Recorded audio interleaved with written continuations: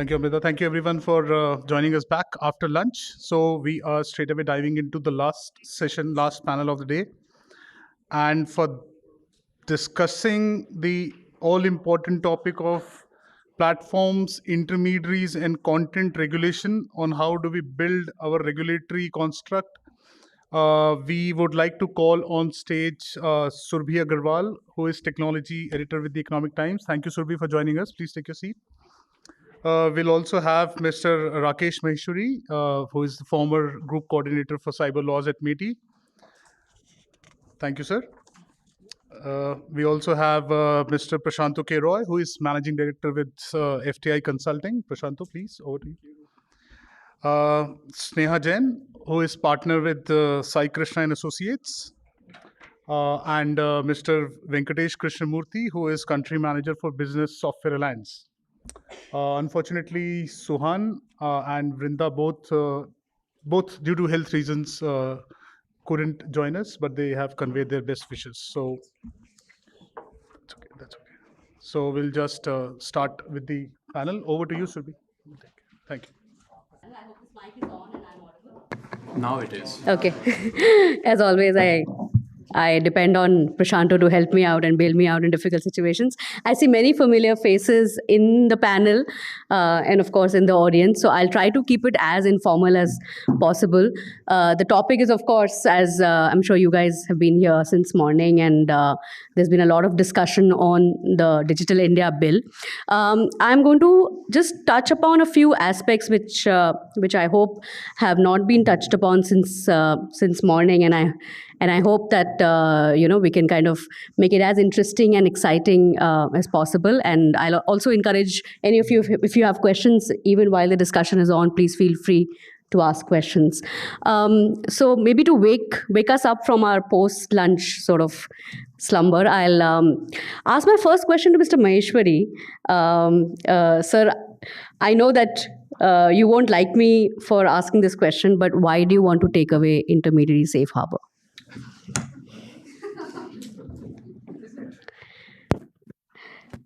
I'm still referring to you as why do you, because it's only recently that you have retired and it feels as if you're still very much part of the government.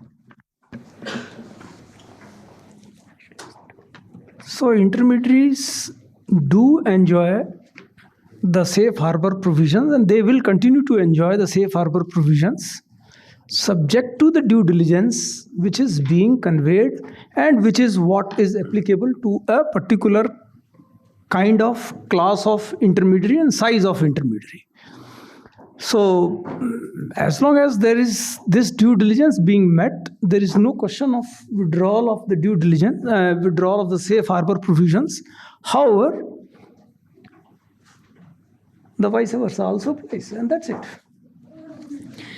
Sir, if I could just follow up a little bit on that question, I think in the past couple of months, every time there's been a conversation, a new set of, rule making, it's always come to the point of either you comply or your safe harbor will be taken away.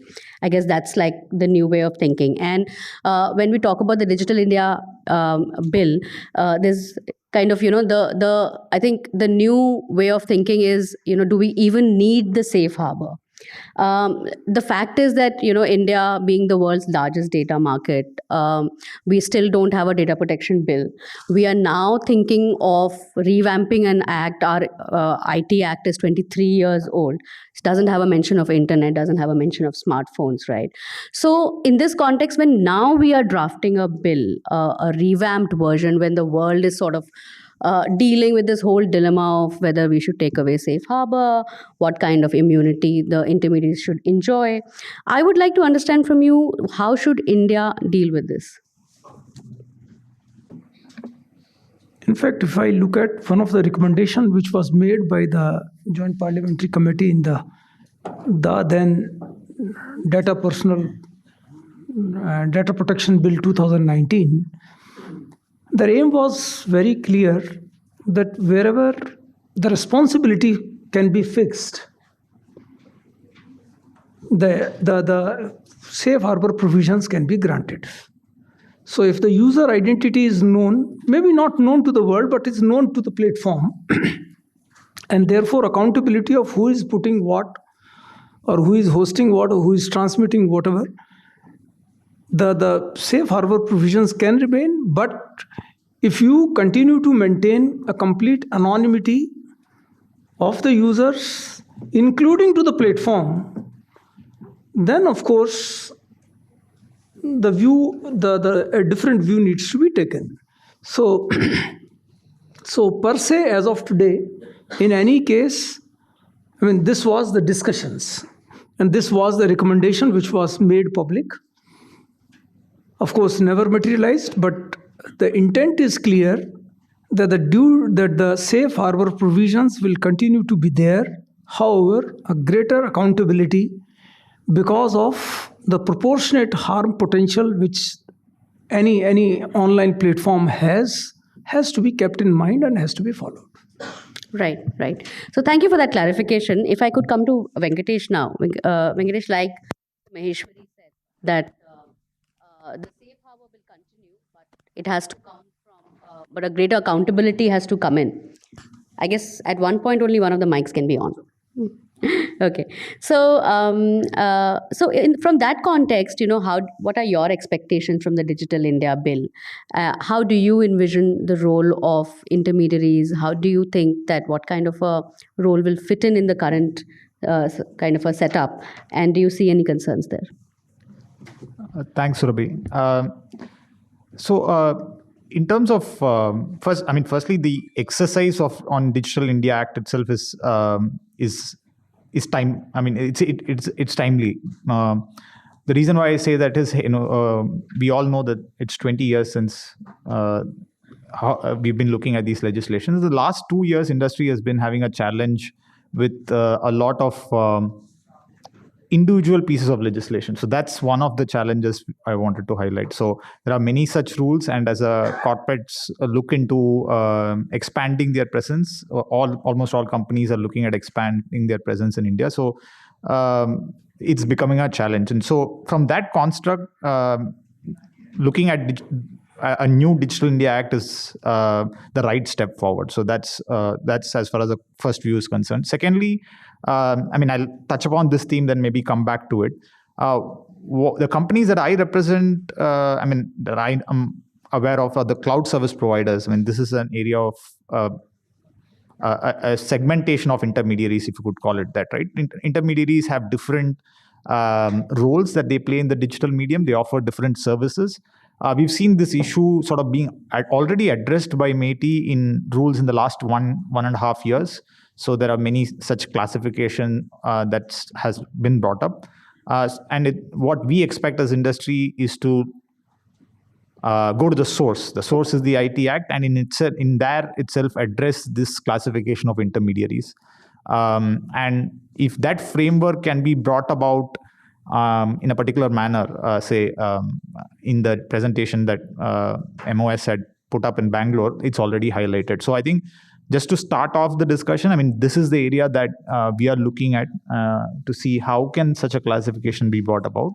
And for example, say if you have B2B companies or enterprise software companies, clearly the role and the responsibilities that they have is different. It's already coming out through, in other legislations like the DPDP bill.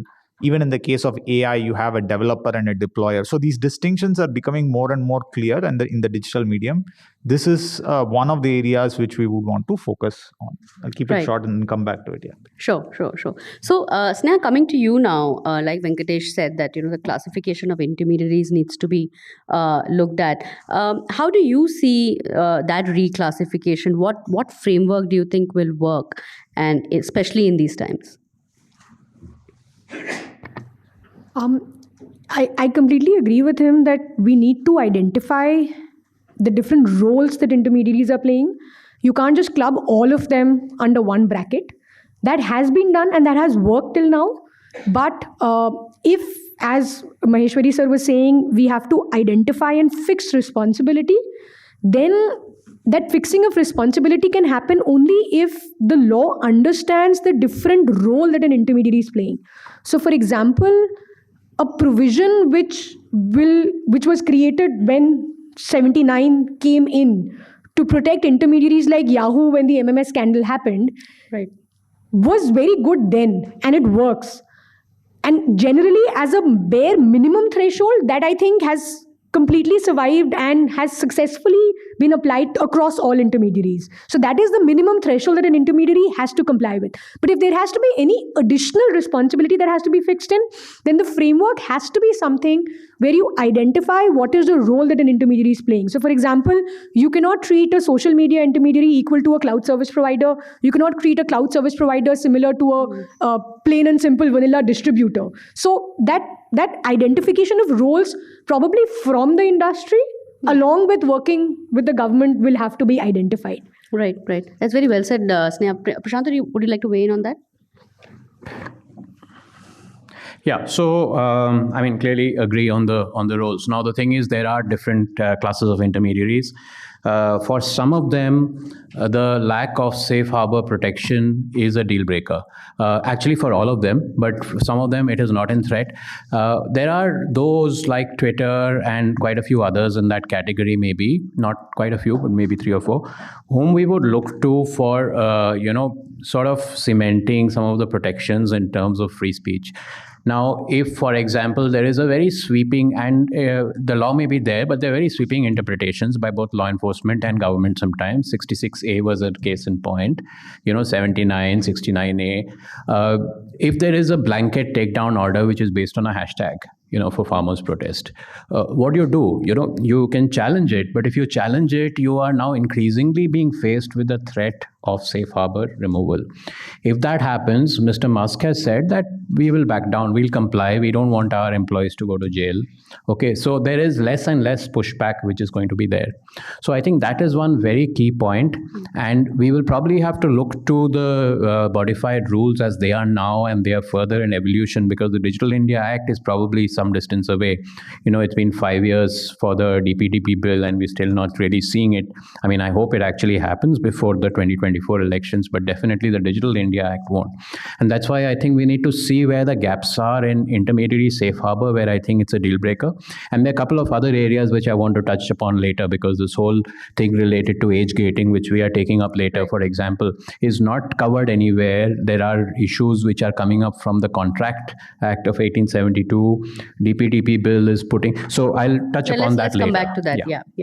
Mr. Maheshwari, if I could ask you that, as the government is in the is currently drawing up the Digital India bill and kind of debating various facets of it, how is the government thinking about reclassification of intermediaries? Do you think that the old definition works, and if it, how is government kind of adjusting it to the fact that times have changed since in the last 23 years, the way the internet operates, and like Prasanto said, one size doesn't fit all kind of an approach. So how would we classify the intermediaries? How would the reclassification happen?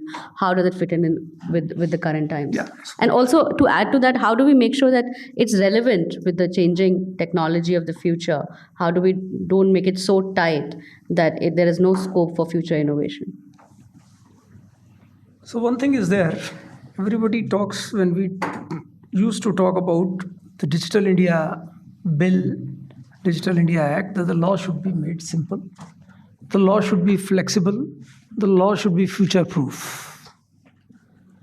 As far as this particular aspect of intermediaries classification and the due diligence is concerned, in fact, the existing IT Act is also a very classic case of it being flexible, it being simple, and it actually being more or less a future-proof also. So the point of innovation which you have said, it simply says, 1792C simply says that based on the kind of intermediary that you have, the government can define the additional due diligence as applicable. And precisely this is the basis based on which, when the rules of 2011, intermediary rules 2011 were written, that an additional rule for cyber cafe, considering them as intermediary, was also there. So that means two rules coexisted together. The fact remains, as has been pointed out, Mr. Venkatesh also, that the cloud service providers, for example, cannot be treated at par with social media, and I completely agree. Search engines also is the case. So is the case maybe with the ISP, so is the case maybe with online e-marketplace, so is the case maybe ad tech platforms. So ideally, even the existing IT Act does provide the ability to classify them and to define whatever appropriate due diligence are required to be there, subject to 79.2.1, 79.2.2, and maybe provisions of 79.3 being met. Any new IT Act or therefore the Digital India Act will also have or will have to have a similar provision. Maybe it can be a bit more nuanced, but beyond a point, it has to stop and it has to provide the flexibility of further identifying so that the innovation can continue and certain ground rules can be changed. Like if you started with that every time government is talking, if you don't comply, your safe harbor will be taken away. And safe harbor being taken away, what exactly does it mean? So today, if I look at maybe the Rule 7 of the IT Intermediary Rules, IT Intermediary Guidelines and Digital Media Ethics Code does mention that whichever extent law has been violated, that particular violation will become effective. Now, that particular violation can actually be criminal one or can be a financial one. So the liability today is of different nature, and particularly if it becomes a criminal one, can be business oriented. To that extent, yes, the act needs to be modified, and therefore any new development in this area should take into account the kind of liability that we want to fix. But beyond that, the due diligence and classification and ability to create more and more classes should continue to be there. Right. I'll just take a pause here and open it up for any kind of questions. Can I? Yeah, please identify yourself and please make your question a little concise. Thank you, ma'am.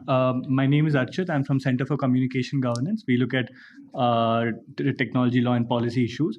My question is, if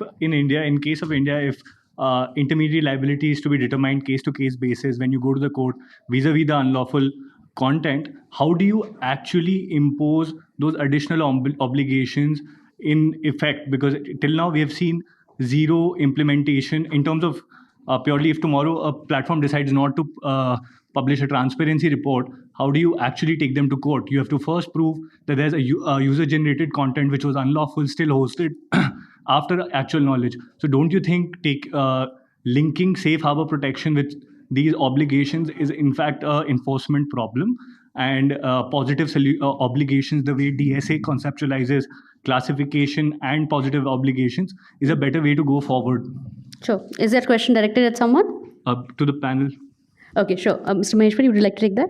Yeah, so your point is completely valid, because the liabilities can be different depending upon the type of content, and which should maybe, while the principle can be true, but in many cases, there should be some way of defining the liability, at least left to right, some limits being defined.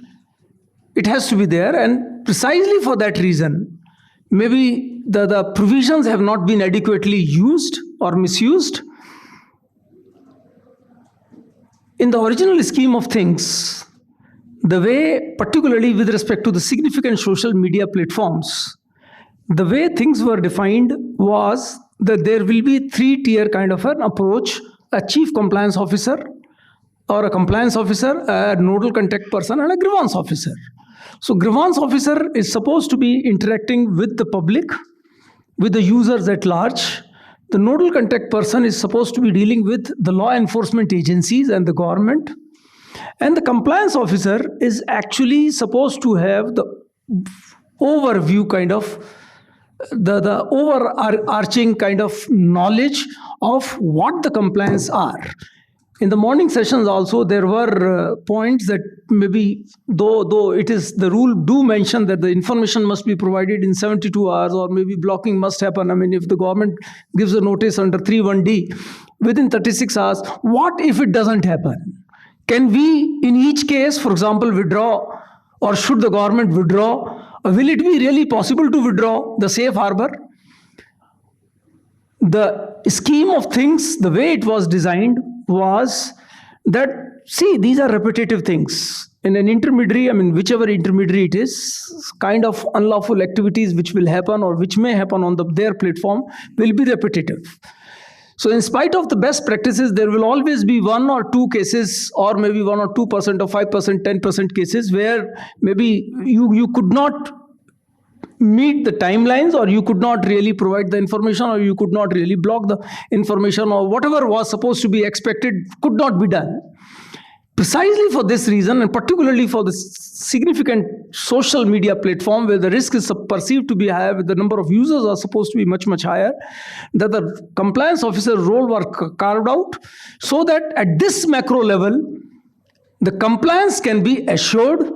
And if there are any genuine reasons which the intermediary, the SSMI is facing, let there be sort of a two-way dialogue.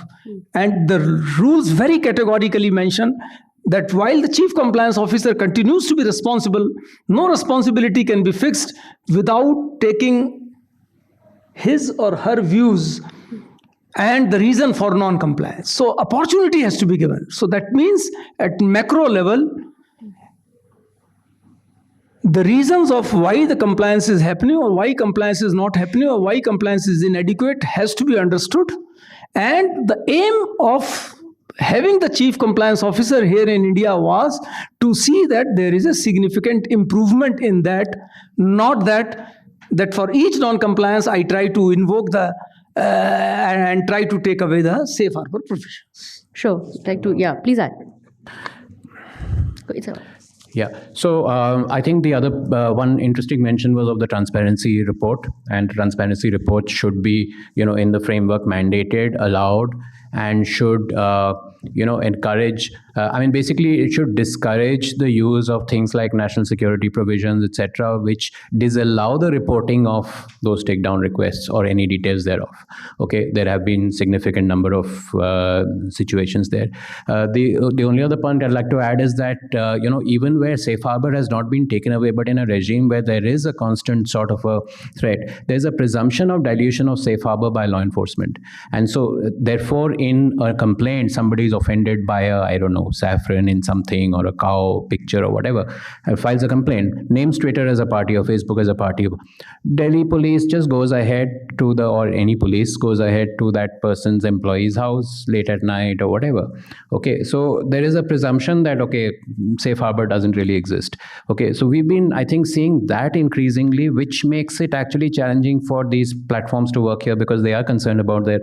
And that's also a reason why there's was so much churn in Twitter well before Elon Musk took over. Right.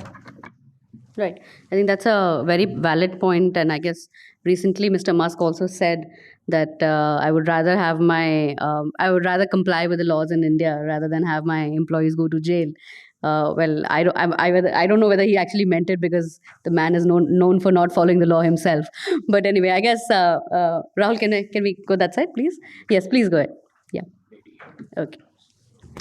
Hi, I'm Pranav. Yes, I work for Internet Society. It's a global nonprofit.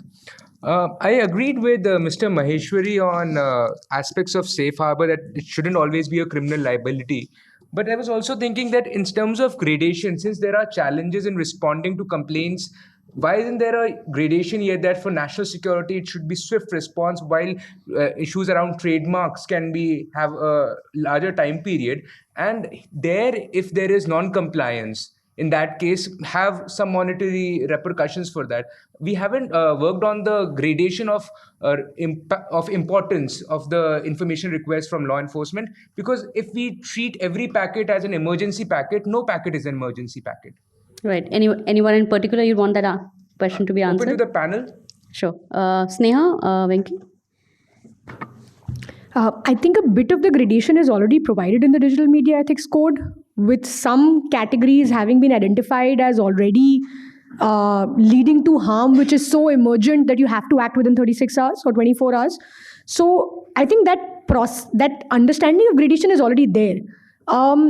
The concern that I think from an intermediary perspective that comes is that, is it actually that, like, is the complaint actually catering to national security harm, and therefore is it a genuine national security harm or not? I can tell you that the industry has received a lot of complaints which seem to be quoting national security, but are actually from a local police officer, local station house officer claiming national security. So there are, I think the Digital Media Ethics Code has appropriately provided for gradation right now. Now, as and when we move forward, depending upon what the on-ground situation reveals, I think further gradations the law has provided already, and I agree with Maheshwari sir here. There is enough flexibility available to further grade if need comes up. I don't know if it has come up yet. I feel that there's still some more leveling to be done for the need to come up, but that gradation I feel is already there. Right. Venkatesh, would you like to add to that? Not really. I'll come back to this question maybe. Sure. Any other questions? Yeah, there was somebody here, I think. Yeah, the lady, please. Good afternoon. I'm Shruti from the Dialogue. My question was with respect to, we've been hearing that there is going to be an internet regulator that will be constituted, something like the TRAI. Also, as we saw in the presentation on the Digital India Bill's consultation that the government organized, so there were discussions on a lot of different aspects like penalties and compensation in cases of data breaches or tackling competition issues. So I just wanted to understand, there are two parts to my question. First is how the internet regulator, which is supposed to be constituted, would be working with other sectoral regulators. What sort of mechanisms will be in place to ensure greater inter-sector ministerial coordination between different bodies? And secondly, given that the CDCL committee is working on a bill for regulating digital competition, the data protection bill is in works, so how these different laws will be working together with the Digital India Bill? Sure. Mr. Maheshwari? So we are also waiting for the same. Simple. See, the fact remains, I also completely agree, one, with the point that there has to be, or there should be, some sort of a cyber regulator kind of body, so that there is institutionalization. Particularly, there are two types. One is about contravention, the other is about crime. With respect to crime, there is a law enforcement agency to be able to do investigation and to be able to take it to the logical conclusion with the courts being in place. But with respect to the civil crimes, so civil contraventions, ideally there is no regulator as of today other than the adjudicator piece, and we do not really have the investigation capabilities. So without the investigation capabilities, the existing adjudicators, the IT secretaries, are not really able to function effectively. So some sort of a regulator is required. Now, how exactly will it have interfaces with others? The point is, once again, normally, in principle, is very clear that it should not contradict or overlap as much as possible with the roles of other regulators. And your second question was with respect to? It was a similar question flowing from how different laws that's coming to regulate the digital space. Competition Act. So once again, normally the IT Act, the Personal Data Protection Bill, the Digital Data Protection Bill, and any other, for that reason, any other cyber law related activity from the ministry ideally should be a lateral one. And the sectoral laws thereafter should build upon those particular, lateral law to provide the level of or the kind of gradation which is required in that particular sector. And both can coexist in that case. Sure. Anybody else would like to? Yeah, if I could just add. So, as a practicing lawyer, I can tell you that this question is actually not new, because regulators have been there in India for a very long time for different sectors in coexisting spaces. And most of the time, I think till now the government and the legislature has done a decent job of kind of making sure that there is minimal overlap. But it is always very difficult to ensure there is no overlap. So for example, till about 4 years ago, there was a huge amount of overlap between the Telecom Regulatory Authority and the Competition Commission. The matters went to court, and the court then said, okay, you know what, we need to give a solution, and this is a solution. That for anything which is related to TRAI will be the first port of call.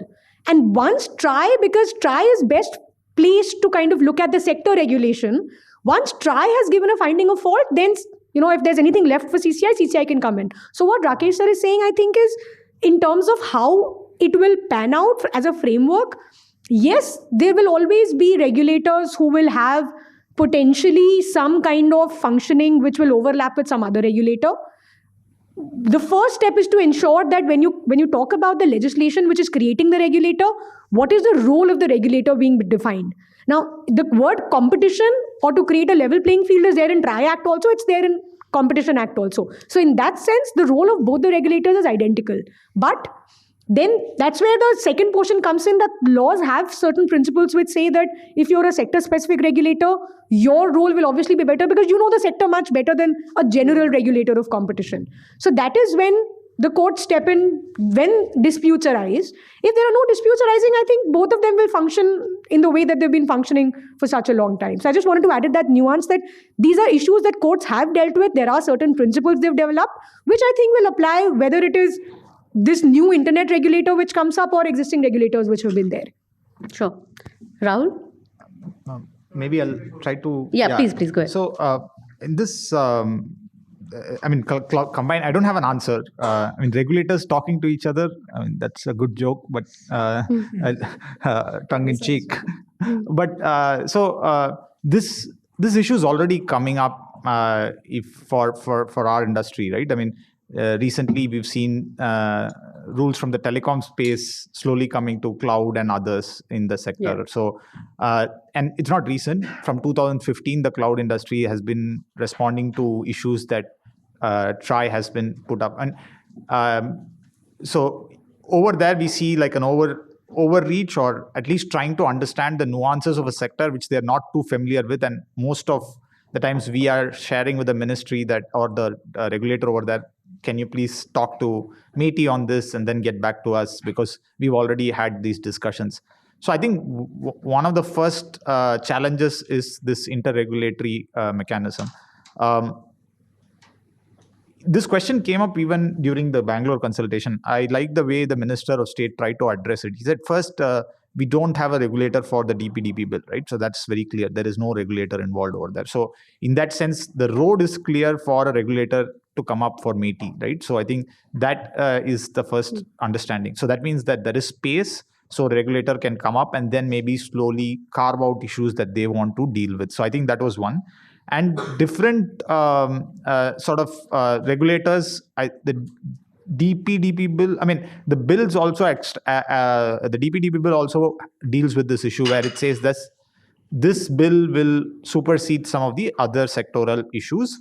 But there is a nuance in that as well, right? So if it's a financial sector and RBI has already come out with some guidelines, then we have to sort of carefully weigh when committee of laws of sort will come about, right? That's kind of the situation.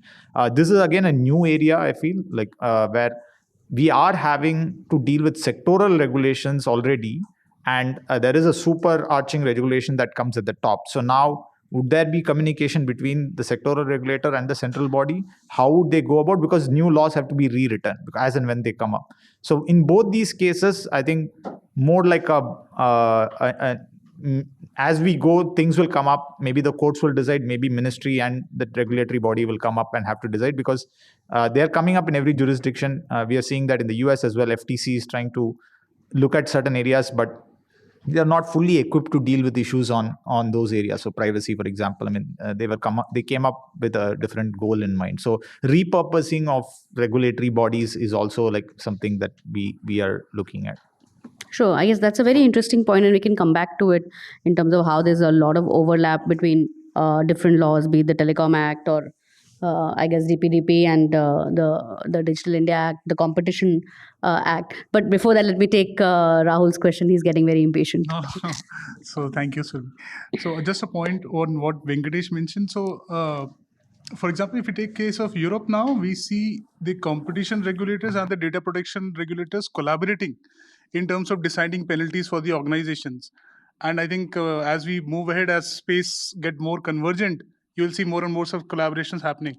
But I really wanted to ask a question on a more fundamental level that since the enactment of the IT Act, we have used intermediary as a category to try and regulate organizations, because intermediary could be either their main functions or one of their secondary functions.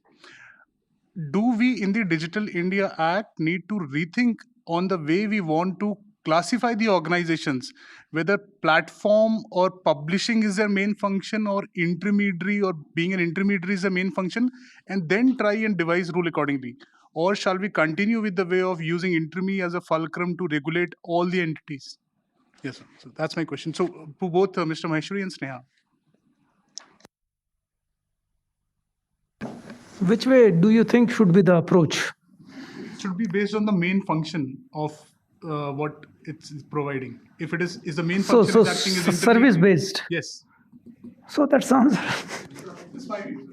No, that's also my view. Luckily, we are converging. I have a different view, so let me come in as the devil's advocate here.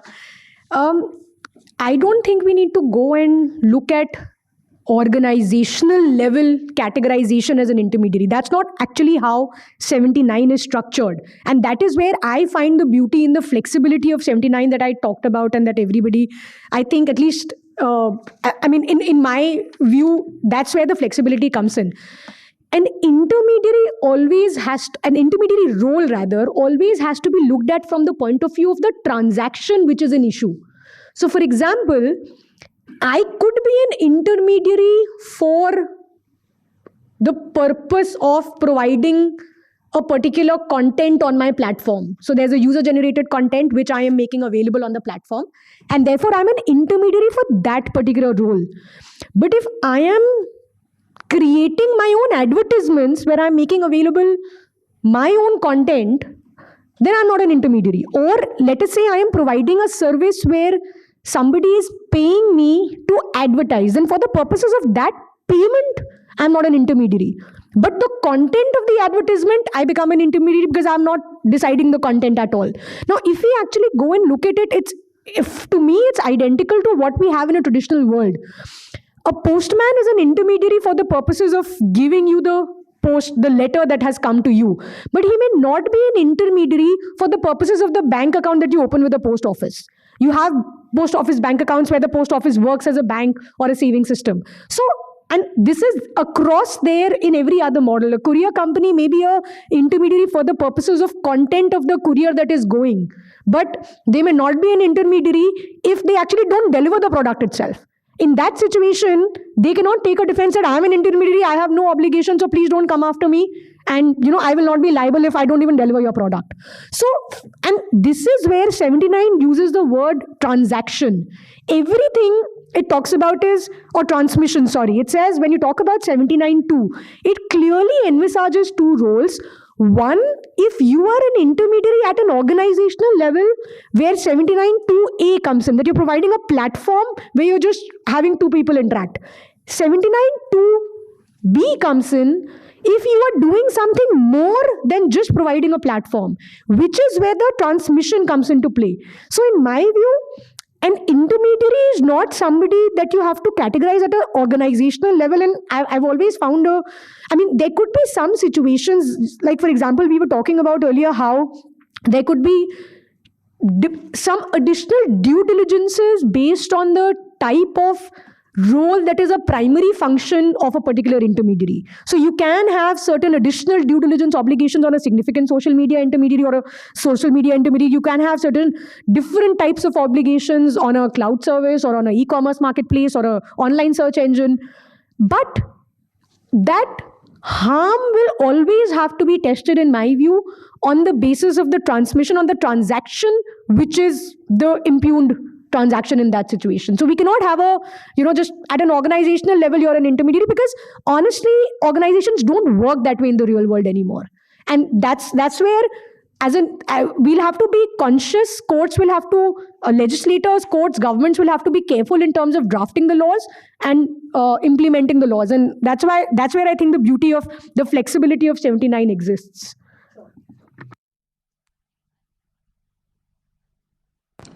Thank you, ma'am.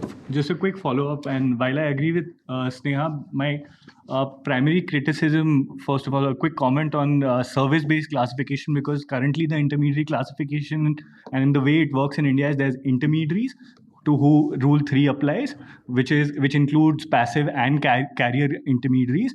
And there's only one classification, which is significant social media intermediaries, which is based on a threshold of 5 lakh users, which is again which is a separate point, that it is not based in empirical evidence, or if there is empirical evidence which has not been shared with us. Coming back to the question, I disagree with the fact that a service-based classification would benefit the society, primarily because it is not future-proof. The way we have defined social media intermediaries is that they enable interaction between two users, and that is a cross-cutting functionality between multiple types of services now, which is a huge problem, right? Because if you impose all those obligations on intermediaries, which say might be cloud services, which we don't interact with unlawful data so much, but hosting service providers which provide additional functionalities are the problem, right? So coming back to my question, why shouldn't we have a DSA type or a EU directive type technical functionality based intermediary rather than a service based intermediary, which is simple: caching, conduit, hosting services, and VLOPs, and very large search engines. Maybe not search engines, maybe not get into the nuance of how much granular you want to get into with SSMIs, etc., etc. Why don't we have a simple technical functionality based intermediary classification rather than go into SSMIs, which is enabling interaction between users, which a Teams chat function enables right now, or a WhatsApp story enables right now, right? So that's just my question as to why we are using service-based classification at all. Right. Mr. Maheshwari, would you like to take that? Yeah, in fact, per se, I do not disagree with you, and maybe the intent when we conveyed it, or when I conveyed it, that it has to be service-oriented. We are looking at the broader service that the intermediary is providing. So per se, I don't foresee much of a difference between what DSA is saying or what the new Digital India Act or even the existing IT Act mentions about it. So I per se don't feel the difference. Sure. Right. So now I think I'd like to talk a little bit about, this entire model of SROs. I think in the last 2 years, when it comes to, I think the new framework of governance is based on these self-regulatory models, be it for gaming or the latest one being for news. So I just want to ask the panelists, what are their views of having these SROs for every industry? Is self-regulation easier, or does it make things more chaotic? Prasanto? Yeah, so self-regulation is being tried in various forms. If you look at, take some of the other jurisdictions, Australia, for example, it's been very progressive with some of its digital legislation, or it is allegedly so. It is, and it's not self-regulatory typically, but it has left it to a de facto, that sort of an approach where it's let industry, actually, it has told the industry, okay, you come up with the regulation. And it's done that in so many cases, and it's not easy. Just like, if you look at self-regulatory efforts, like, in edutech, I think with IMAI and the IEC, etc., they've been, struggling with it. It's not easy to get the industry in alignment and come up with Right. But clearly it is better than, and the reason everyone's jumping into an SRO or anticipating it is anticipating the situation where there'll be heavy-handed regulation which is going to come in.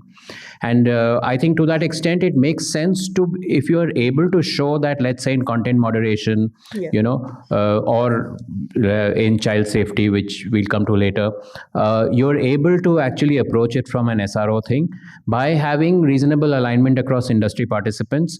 Only thing is, how do you enforce? And if there's a sufficient number, like take in media, it's not been very effective, okay, the self-regulatory approach, because you have a very wide range of media and you have, TV channels, etc., which go ahead and are clearly violating rules.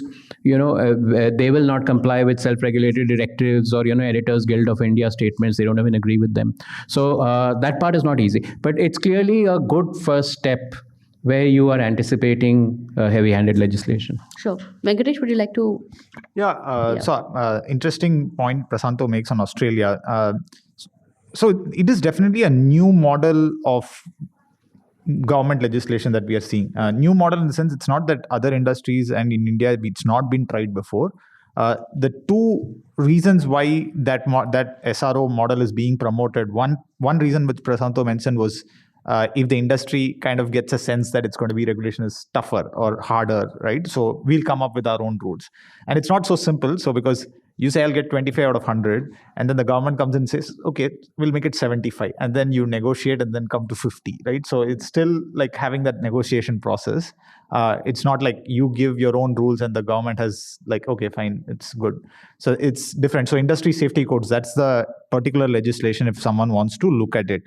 So the second reason is technology is definitely moving much faster than regulations can keep pace with. And so the government believes that, hey, all of you, for you to make sure that trust in the digital medium is safeguarded, it's your responsibility to come up with rules. So government is clearly saying that we are not able to keep pace or understand how to go about these things. So you go ahead, tell us what to do, right? So I think that is interesting for me, which is the government's clearly looking at companies to take a leadership role, which is slightly different from the, sort of that barrier of trust is like, was not there before. But today, the government clearly realizes that if the tech companies do not come up with these solutions, it'll be tough for us to go about something like that. So those are the two aspects. So which makes SRO as something, its time has come that you have to come up with these kind of models where the government co-ops people from the industry or figures out a way to do this collaboration. In terms of, I'm caught in between the two spots, right? One is like, already there are enough regulations, so we don't need more regulations. But at the same time, industry is also able to, for example, AI, clearly already identify the challenges that are already coming up. It's not futuristic, and MO has mentioned that in that Bangalore session, saying these are all happening today. It's not. There are a lot of opportunities, a lot of good work, encouraging youngsters to come out with their own creative ideas through these mediums, but there are also misuses, right, which are faster and it's tougher for the government to understand. So in these areas, definitely looking at these models where you say, hey, who are developing these areas around responsible AI, I think that's good. And one point to note here is also NITI Aayog's effort on all these areas. So when they came up with the first model, they consulted everybody, not just industry.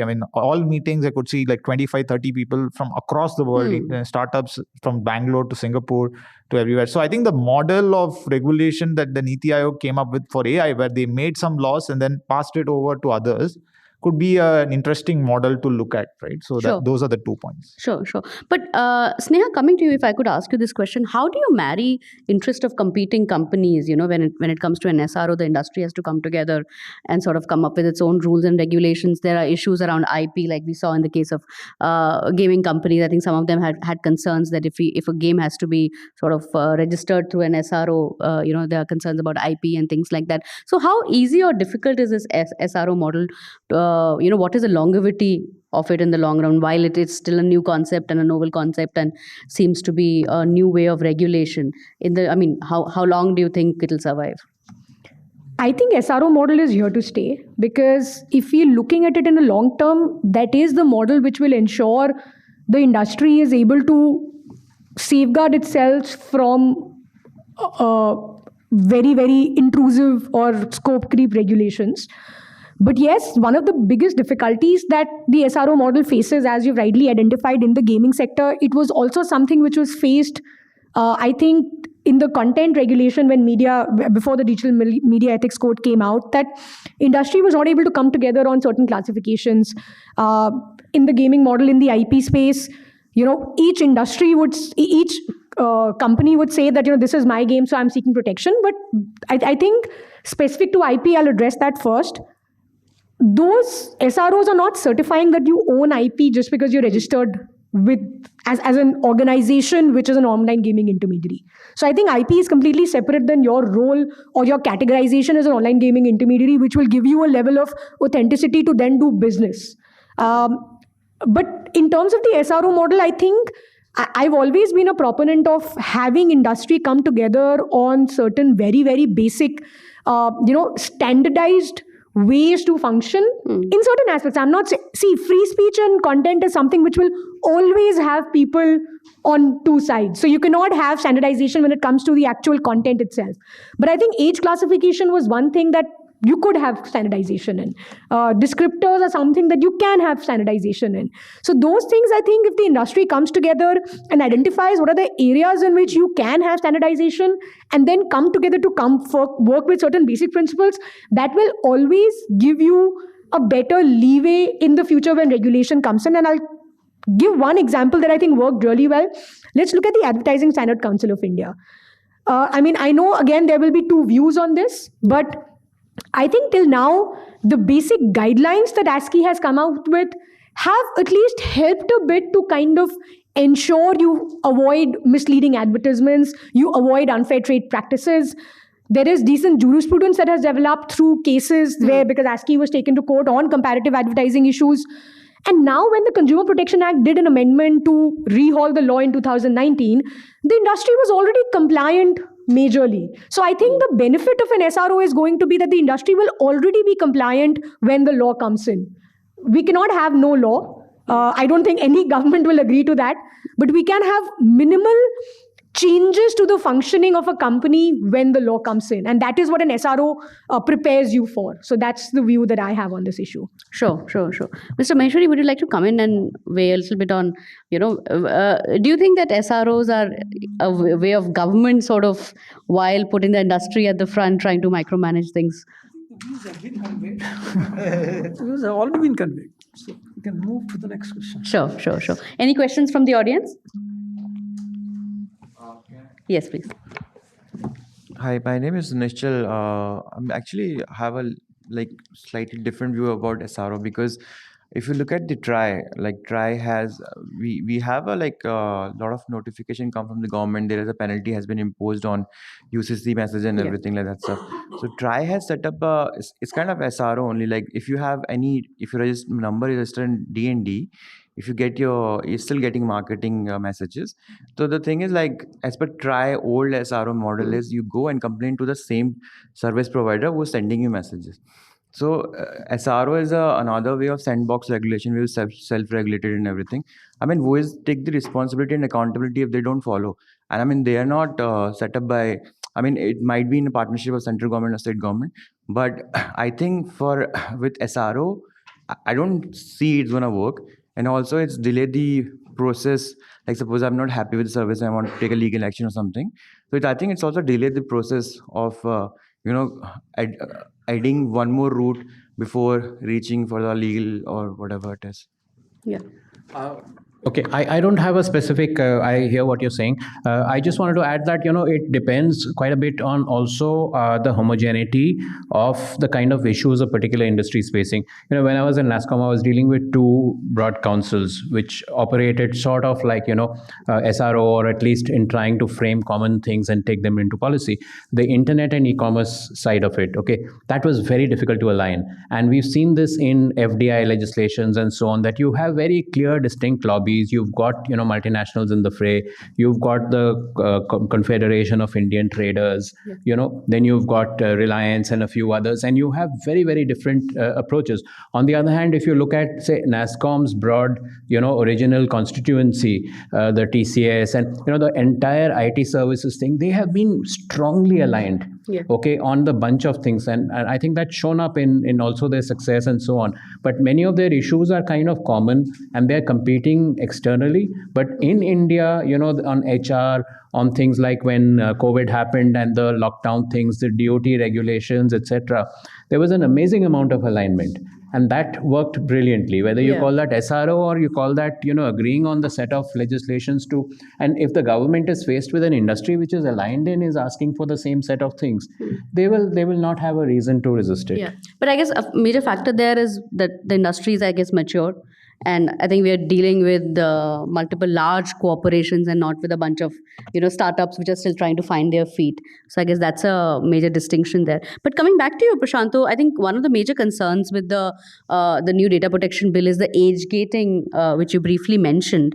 So I guess the age has been set as 18, and many social media companies are concerned about that, especially other internet companies like edtech companies also will have a huge impact. So could you talk a little bit about what that means and how should the industry wants to go about that?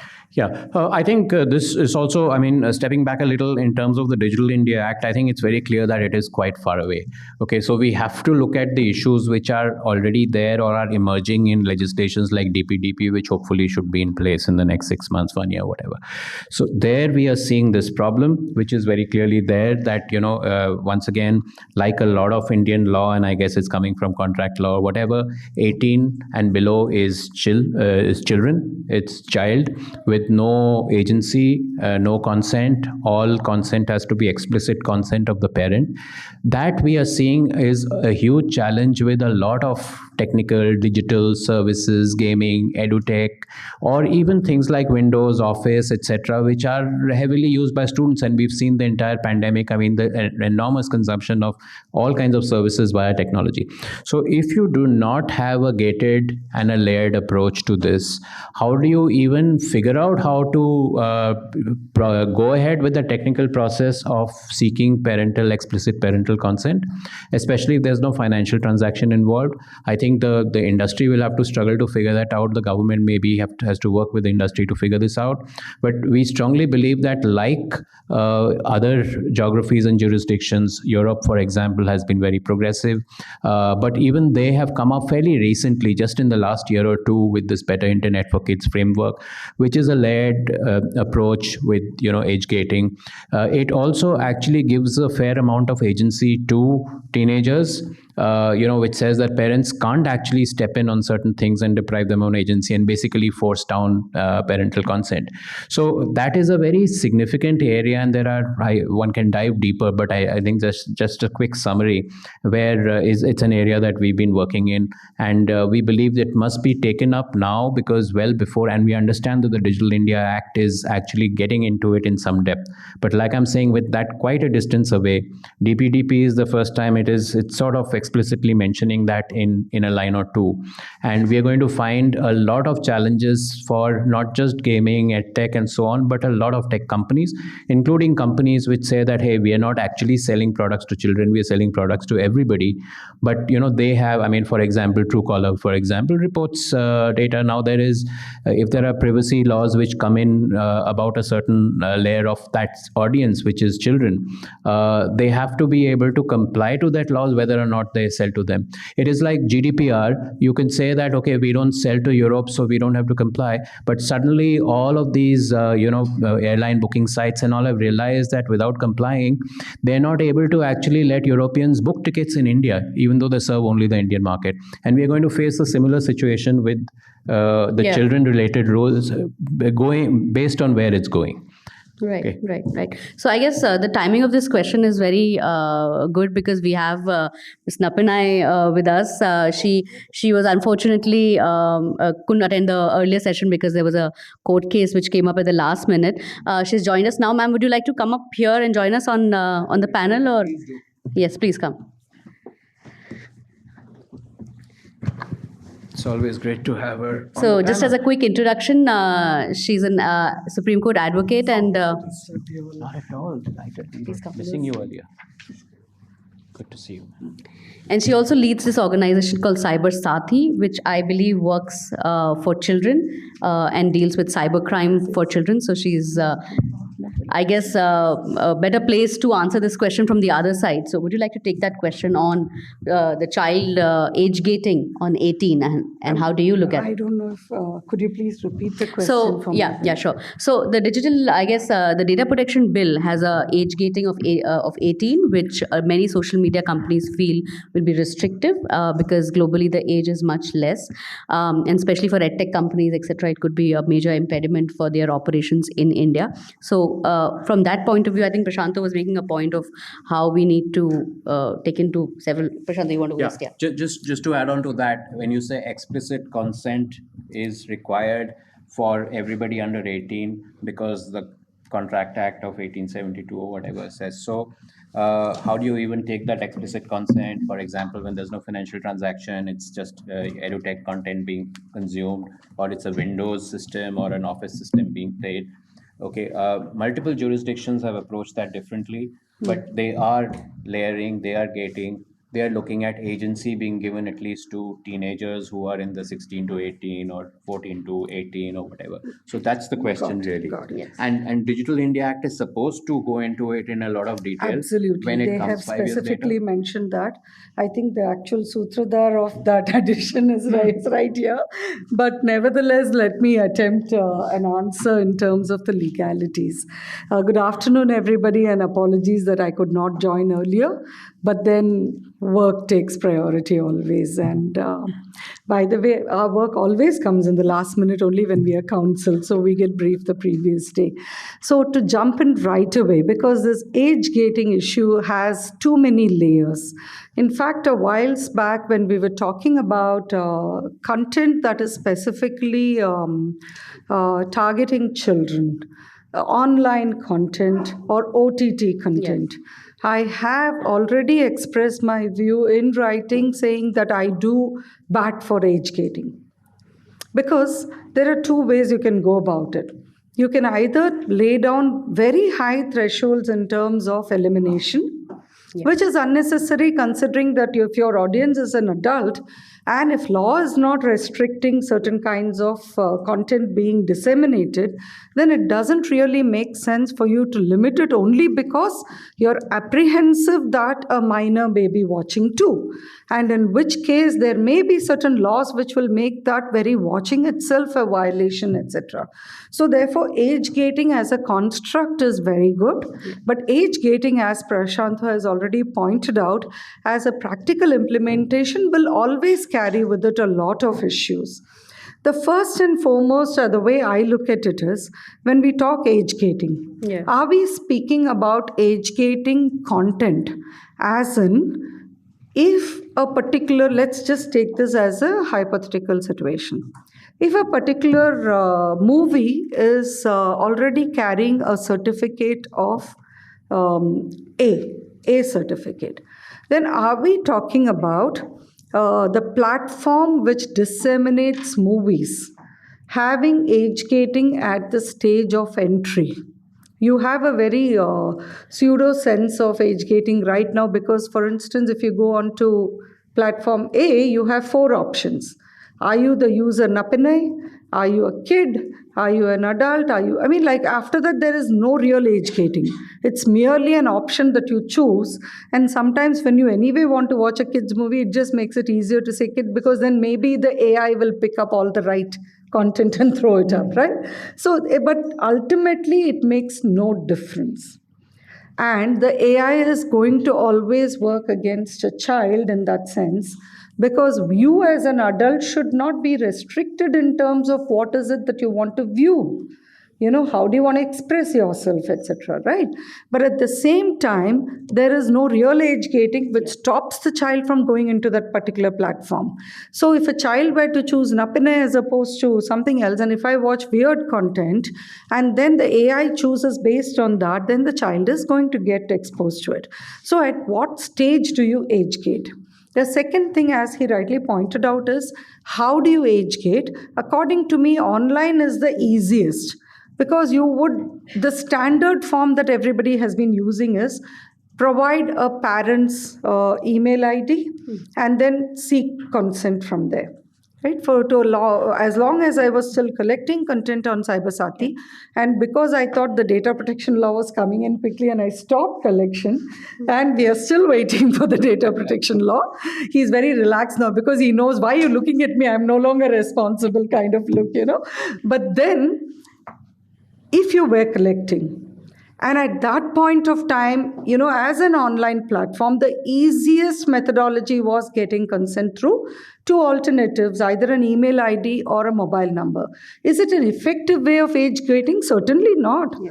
Because it's not like children don't have access to those resources of the parents. But this is invariably posturing or a compliance mechanism rather than a conformance mechanism. So at least we believe that if you have something in the form of age gating and you have to take a decision, these are not things which can be thought about later. Do you want to age gate at a platform level or as a content level, as you pointed out, if it's edtech? Is it expected that every bit of content on that edtech platform is going to be first scrutinized by an adult and then access given to a child? Or is it that a parent or the adult or the authority in charge, if it were in a school or college, are they going to then take that decision and then age gate it at that level? So these are all issues that we will have to take into account. And more so, what is the entry level we are looking at? 13? Which seems to be the global norm. But let me also tell you this, please go into the international developments that are happening. Every new law that's coming in multiple jurisdictions, even proposed soft laws are now have started talking about 18. Yeah. So it's not like only India is speaking 18. But if we could harmonize that, I think it will actually help us a lot better even when we talk about age gating. Sorry for the long answer. No, sure. I can just have a 30-second addition to that. The reverse also is a problem where you have, for example, you're forcing explicit or you're asking for explicit consent. You've got kids who are maybe from poorer backgrounds. Their parents are not educated. They're not literate. The kids have figured out computers and they're okay. How do they get that explicit consent? The parent, what does the parent even want to give that consent without understanding what it is? I will put it the other way around also, invariably. For instance, during COVID time, what we saw was the underprivileged were using the parents' smart mobiles for attending classes. Absolutely. So they already have access to the devices. And to all the resources within the devices. Nothing stops them from going to the resource and giving the consent for their own action themselves. Absolutely. Sure. Yeah, right. So I guess that's a very interesting topic, and I want to just add my own question, on that. And I guess it's something very close to my heart, and I guess we should be delving a lot more on this particular issue, which is of cybercrime. And cybercrime is getting more and more sophisticated. So I want to ask you, Mr. Maheshwari, that with the Digital India Bill, what kind of framework are we planning? Are we kind of including in that to make sure that obviously there can't be 100% solution, but how do we try and combat cybercrime, especially state-sponsored crime to a large extent?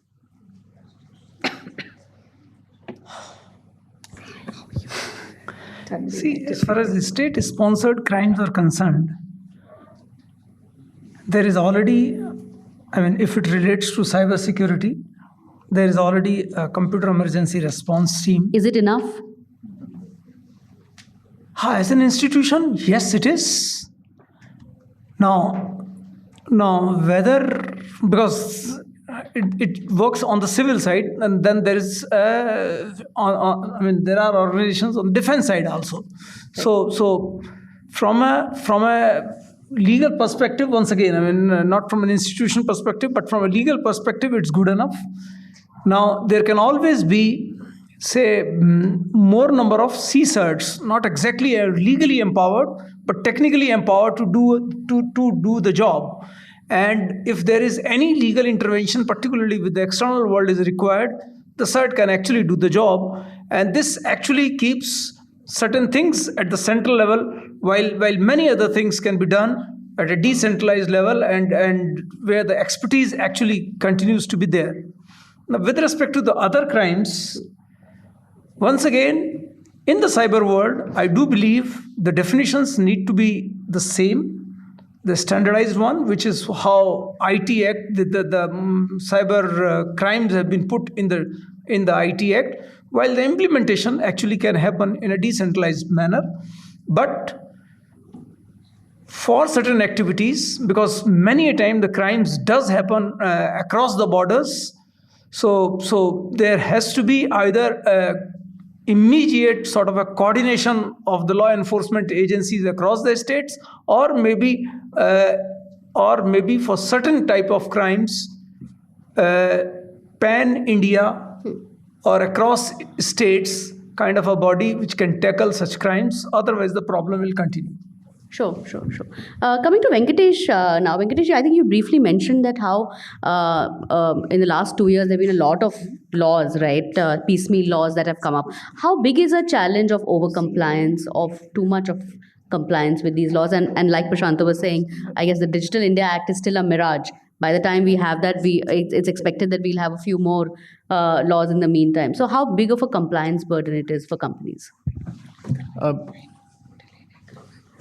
So one, is it a compliance burden? Yes. I mean, more than anything, trying to understand whether it's applicable for us or not is becoming a bigger challenge, right?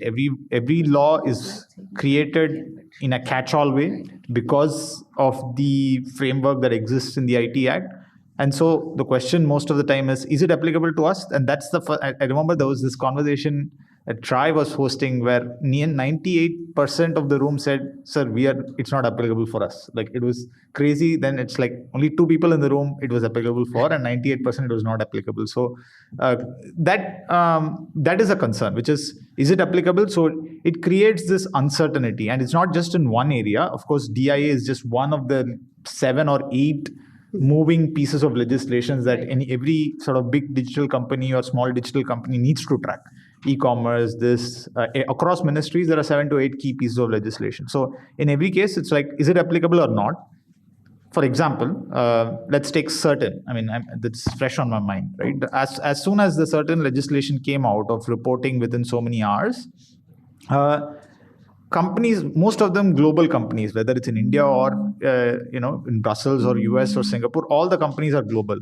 The first thing that every company now had to do was try to understand and put up an entire backend at work where they say, okay, if we have to respond and report something in 6 hours, how can we then triangulate all the incidents? What are the various sort of algorithms that we have to tweak?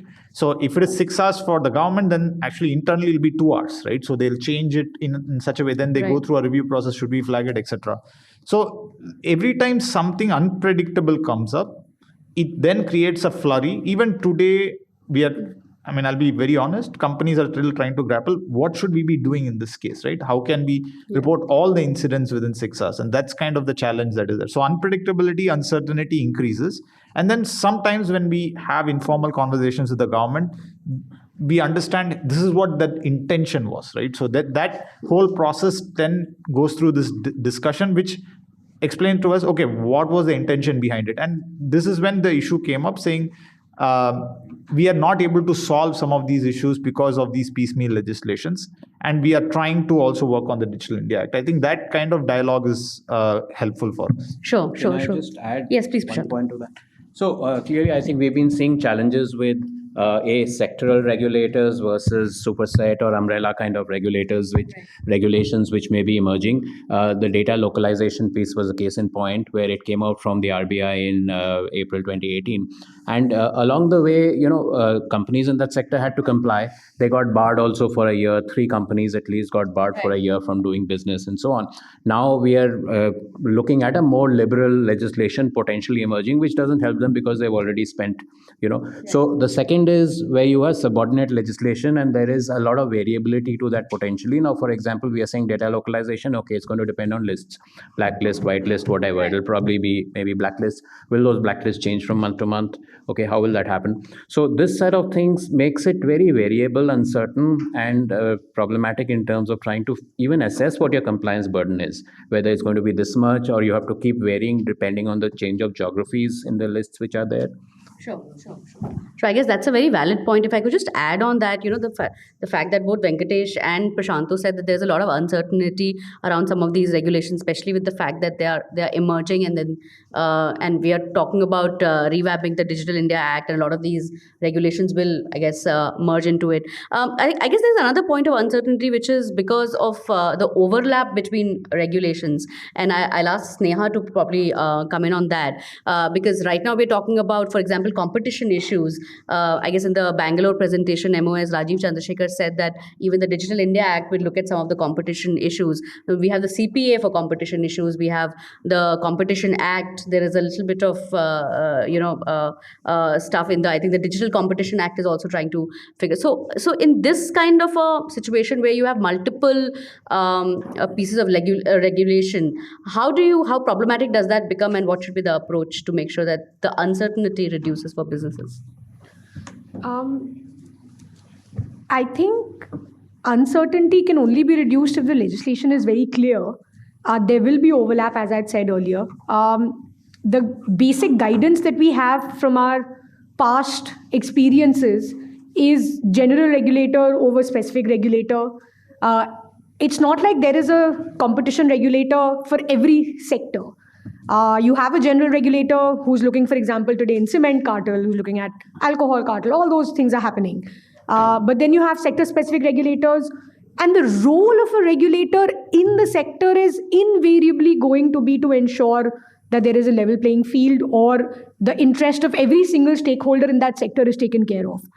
Keeping that in mind, I think every regulator will, by its very nature, have some or the other aspect to deal with competition. The guidance that we have right now is, okay, that sector-specific regulator will deal with that particular sector's issues which are within its powers. Everything else goes to the general regulator after the sector-specific regulator has come out. But I think the concern that I'm looking at is, in terms of a compliance burden, one, will it become an entry barrier? Because today we're looking at investment in digital space mostly through startups. Do startups actually have the wherewithal to have a fully functional compliance team from the get-go to ensure that they don't face all these issues once they start functioning? And also, yes, that aspect of general competition always talks about, appreciable adverse effect on competition. Are we looking at, appreciable effect on competition, or just, tweaking some aspects of business models where it's not affecting competition as a whole, but, there is some monopolistic conduct which is not appreciated in the industry as such? So, for example, the Google example, bordering on monopolistic, but also not, was it impacting competition? In my view, it's actually promoted, content dissemination or creation of apps or digital movement. So was it actually impacting competition, or was it just one company having the first mover advantage? So I think those are issues that the regulator will have to grapple with. Sector-specific general compliance burdens, it's going to take some time, again, to have it evened out. You can't say that there will be no issues, that will be completely devoid of any kind of, overlap or any kind of, just concerns. I think that's unrealistic to kind of expect. Sure. Mr. Maheshwari, I think we are running out of time, so probably the last question to you. How do you look at content moderation? I guess that's a very topical and probably the most controversial topic right now, with this entire proposal of having a fact check unit to check, to sort of validate news and things like that. And of course, there is a standing issue of misinformation, and how do you check fact check and control misinformation on social media platforms. So in the Digital India Bill, what are the possible provisions for that? How is the government thinking about it? In fact, I will like to go by what is available today in the existing IT Act. And thereafter, inferences can be drawn as to what is the right model which can go in the new Digital India Bill. So today we have only 2 provisions, in fact, total 3 provisions allowing for some sort of content, particularly when it comes to the government. One, of course, if it relates to cybersecurity issue, certain is all empowered with respect to seeking information, with respect to directing blocking action or anything. The other relates to Section 69A, which is primarily relatable to national security or your relationship with foreign countries or maybe public order of the highest level. And the third is when it comes to any other illegality on the internet. And that's where the intermediary rules come into the picture. And Rule 3.1D empowers an appropriate government or its authorized agency to report to the concerned platform as to what is considered to be unlawful and why it is considered to be unlawful. Now, with respect to the user side, there is a Rule 3.1b. Of course, user can always approach the government and thereafter the government route follows. But if you directly want to approach, depending upon, once again, the content, different routes are available. Rule 3.2b, for example, has provided that if it's a sort of a revenge porn kind of a content, more of content in of sexual nature, which is therefore a gross breach of privacy of the person concerned, the person can directly or through any of the authorized representatives, which can be police, which can be advocate, which can be parents, you can directly approach the platform, ask for the content removal within 24 hours. For other unlawful or harmful activities, including the fake news and misinformation, fake news, misinformation, I'll come separately. There is once again a nuanced kind of an approach. The Rule 3.1b provides various classes of what can be considered as either harmful or unlawful. And depending upon the category of these, I should say, unlawful and harmful content, as also the possible impact that the existing rules do provide different classification, 24 hours for acknowledgement, 72 hours in some cases for removal, and 15 days in some other cases for removal, and or maybe, yeah, so that's the one. And in case the grievance officer for that some reason fails to act upon it, or maybe the content has been removed without the user's knowledge or without the user's consent, or without maybe the user is aggrieved now that the content or his account or has been removed, then in both the cases, in both the scenarios, there is now a provision of a grievance appellate committee, an online committee which is available through gac.gov.in, which of course everybody should be encouraged to use it. It's free, and it has been asked its endeavor is to resolve it within 30 days. Now, as far as the misinformation, so yesterday itself there was a classic case of misinformation and fake versions, and therefore definitely this is something which can impact an individual, it can impact an organization, it can impact the nation also. So depending upon, so it has a huge, I should say, implications and different implications. So government from its side had already set up a fact check unit in PIB under the Ministry of Information and Broadcasting. My gut feeling is, and here where I can be wrong, is that while the material or different nature of content, and you can go, it's completely transparent as to what is being labeled by them as fake or misleading or misinformation.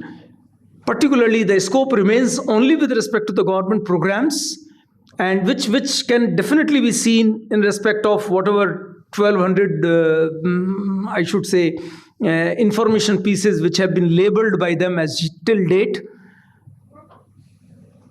The idea is, in any case, the route of 3.1D should have been and could have been utilized by them. I do not know why there was a need for introduction or addition of 3.1B5 in the rule. But simultaneously, I do feel that if a piece of information has been labeled as fake by the fact check unit, it's not necessary that it's the responsibility of PIB or fact check unit only to approach the platform or maybe to ask for its removal or to ask for its labeling. The user should also be empowered. So if PIB has already fact checked, has already declared some piece of information to be fake or misinformation or disinformation, and if the same piece of information is available on some other platform or continues to be available on the same platform wherever it has been reported by the PIB fact-checking unit, the user should also be empowered to be able to reach out to the concerned intermediary platform. That, by the way, it's not publishing platform. It's an intermediary platform, wherein the user should also be able to ask for removal of such misinformation piece. And that was the intent, and that's how the whole rule has been amended. And I hope that reasonably answers the apprehensions that media particularly has got. Sure. Anybody would like to add anything? Yeah, please go ahead. Are you sure? You're just asking me to open Pandora's box here. I'll try to keep it as short as possible. I'm only going to address the last bit of what Mr. Maheshwari added about how the users are also empowered. The difficulty with the addition, I'm not going into all the other aspects. As far as content moderation itself is concerned, we are both part of a process where we have actually encouraged it, where it pertained to protecting women and children online, through use of AI, etc. And that emanates from the Prajwala case, which is, as far as we are concerned today, it's limited to the order passed by the court in October 2017. So I'm not going into the content moderation aspect. Right. My only concern with the recent amendment is a lot of emphasis was placed about user empowerment. Let's also keep in mind the wording of the content. It specifically talks about the business of the central government. So the minute you say, if it is fake, fraudulent or misleading news with respect to the business of the central government, I would really like to know who's the user here beyond the central government. Right? And that's why my opinion has been, and this is again a published opinion, that you already had a provision included for moderating the dissemination of fake news and for takedowns thereof. Be you the central government, the state government, any government agency, non-governmental agency, corporate entity, individual user, or whoever you may be, you were already empowered under the general provision. And therefore, if the central government were concerned about these three categories, which also forms part of the existing law, then it was open to them to follow that due process and seek the takedown.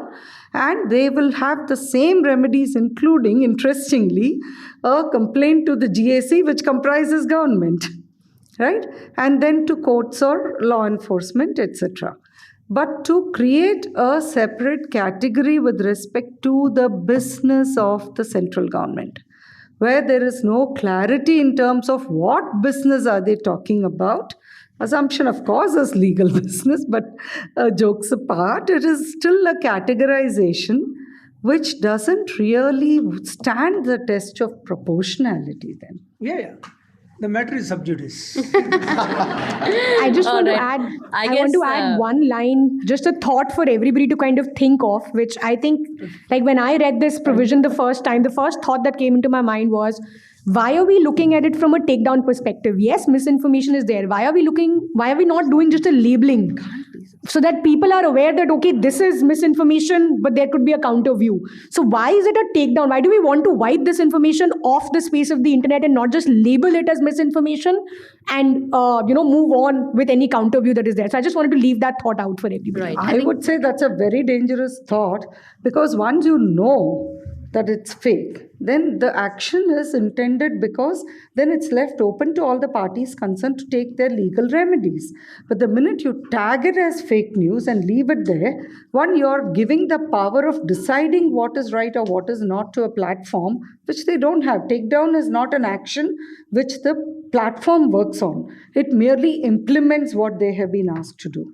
Right? But tagging it the way Twitter was doing, of saying something is misinformation but keeping it there, means I then get the power to decide how I want to tag you and then leave it for the world to then stand in judgment of it. And the harm that particular information causes then continues to prevail. So the very purpose of the takedown mechanism, which is meant to limit harm, then gets diluted. Sure. I'll definitely want to engage with you on that. I guess our panelists will have a good time talking offline.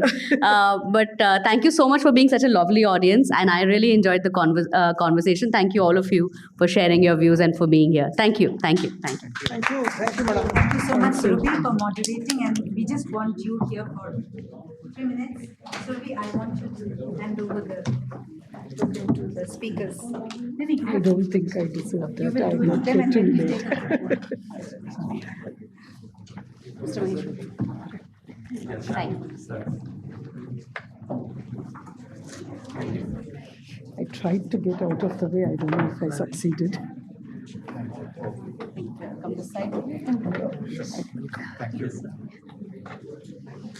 Thank you. Sir, good to connect as always. Absolutely. Oh, I don't even think I deserve this. Back for the buck. Thank you.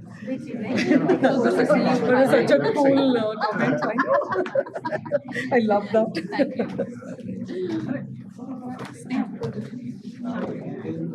Come. Ladies first. Thank you. Yeah, thank you. It's so funny. Every Prasanto always gets tagged as Prasanto Da. Prasanto Da. Oh, Prasanto Da. Like, you know. Thank you. Yeah, thank you. Prashant, now you have to say no da with me. Surabhi, this is for you. Thank you. Thank you. Thank you. That's okay. And you can photo bomb. Thank you. Thank you. एक group photograph. Surabhi, come. Oh, sorry. आ गया sir आइए आ गया sir आ गया Follow this way. Come in. Thank you, Surabhi. Oh, that's a good one. And a bantu. Yes, sir. Okay. For being part of this symposium. We would have a report coming out of this discussion in a few days, and the recording also would be published. May we request you to join us for tea, which is going to be straight down. Thank you so much. Thank you, everyone. And if you have any feedbacks, you could always send it to us for our next sessions for improving. Thank you.